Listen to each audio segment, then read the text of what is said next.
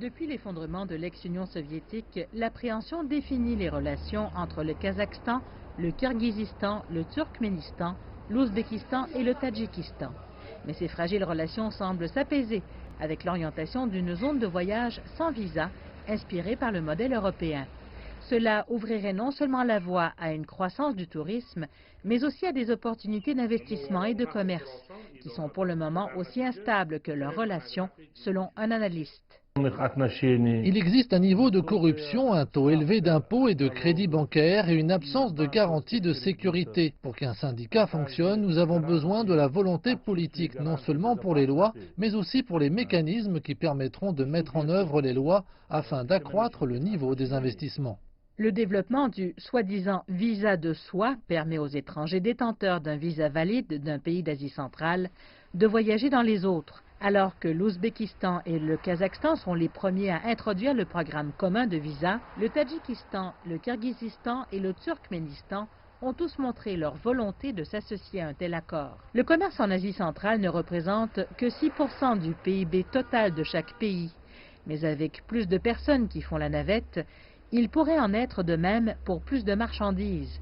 Les analystes disent que le programme a le potentiel d'initier la libre circulation des produits et services.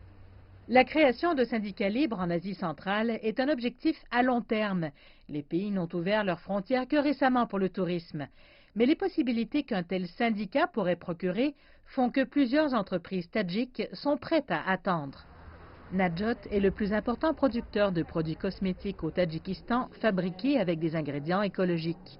Bien qu'il travaille actuellement en étroite collaboration avec la Chine et l'Ouzbékistan, il souhaite ardemment s'étendre à d'autres marchés d'Asie centrale, où ils sont convaincus que leurs produits traditionnels se vendront bien. Si ce syndicat fonctionne, il apportera une stabilité aux commerçants, aux consommateurs de produits et aux entreprises. Cela contribuera à la baisse du prix des produits lorsque le marché en sera rempli et il contribuera alors au développement de nos activités. Le professeur Kakimov affirme toutefois que la suspicion du développement d'un autre État occupait une place prépondérante dans les pays de l'ex-Union soviétique.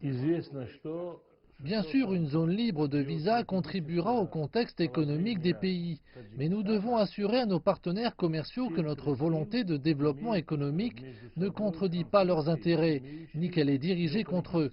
Le développement économique ainsi que les organisations de crédit contribueront à améliorer les relations entre les pays d'Asie centrale. Alors que les pays de l'Union européenne envisagent de quitter le bloc, les anciens États soviétiques cherchent à revenir à la liberté relative de voyager et de commercer qu'ils détenaient sous le règne de l'Union soviétique.